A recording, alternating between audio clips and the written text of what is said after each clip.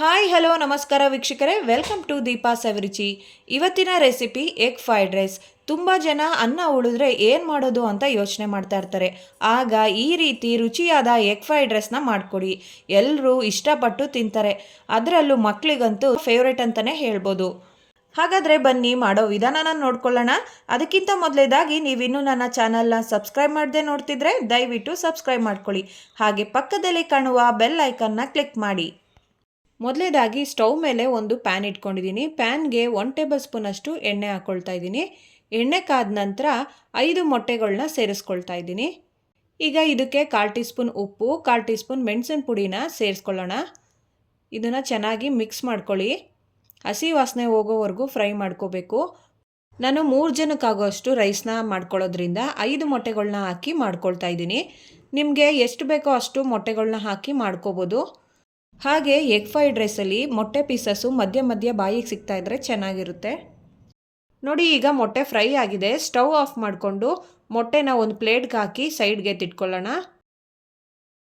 ಈಗ fried rice ಮಾಡ್ಕೊಳ್ಳೋದಕ್ಕೆ ಒಂದು ಪ್ಯಾನ್ಗೆ 2 ಟೇಬಲ್ ಸ್ಪೂನಷ್ಟು ಎಣ್ಣೆ ಹಾಕ್ಕೊಳ್ತಾ ಇದ್ದೀನಿ.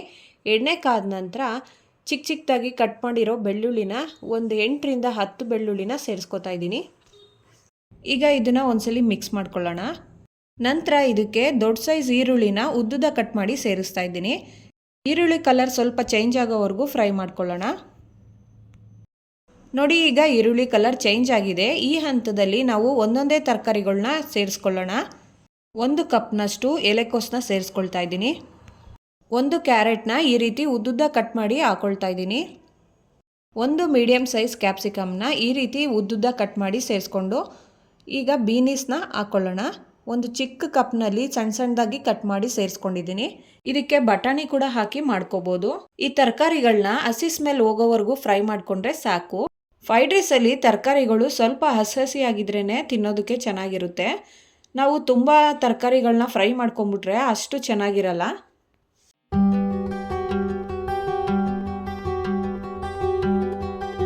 ನೋಡಿ, ರಾತ್ರಿ ಉಳಿದಿರೋ ಅನ್ನನ ಸೇರಿಸ್ಕೊಳ್ತಾ ಇದ್ದೀನಿ.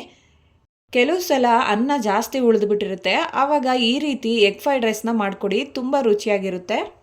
ಈಗ ರುಚಿಗೆ ತಕ್ಕಷ್ಟು ಉಪ್ಪನ್ನ ಸೇರಿಸ್ಕೊಳ್ಳೋಣ.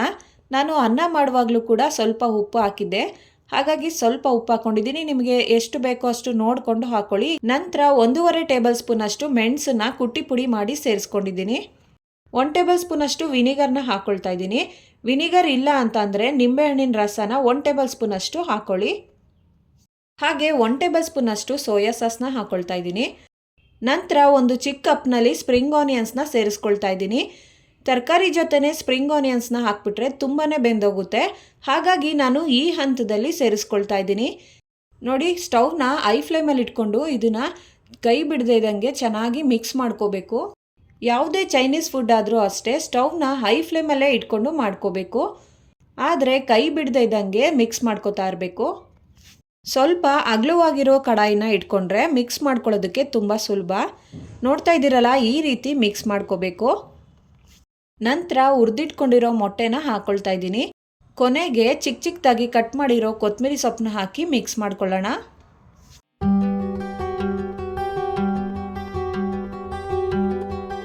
ತುಂಬ ಈಸಿಯಾಗಿ ರಾತ್ರಿ ಉಳಿದಿರೋಂತಹ ಅನ್ನದಿಂದ ರುಚಿಯಾದ ಎಗ್ ಫ್ರೈಡ್ ರೈಸ್ ಮಾಡೋದನ್ನು ನೋಡ್ಕೊಂಡ್ರಲ್ಲ. ನೀವು ಒಂದ್ಸಲ ಟ್ರೈ ಮಾಡಿ ಹೇಗಿತ್ತು ಅಂತ ಕಮೆಂಟ್ ಮಾಡಿ ತಿಳಿಸಿ. ಈ ರೆಸಿಪಿ ನಿಮಗೆ ಇಷ್ಟ ಆಗಿದ್ರೆ ವಿಡಿಯೋಗೊಂದು ಲೈಕ್ ಮಾಡಿ, ಫ್ಯಾಮಿಲಿ ಫ್ರೆಂಡ್ಸ್ ಜೊತೆ ಶೇರ್ ಮಾಡಿ, ಸಬ್ಸ್ಕ್ರೈಬ್ ಮಾಡೋದನ್ನು ಮರಿಬೇಡಿ. Thank you.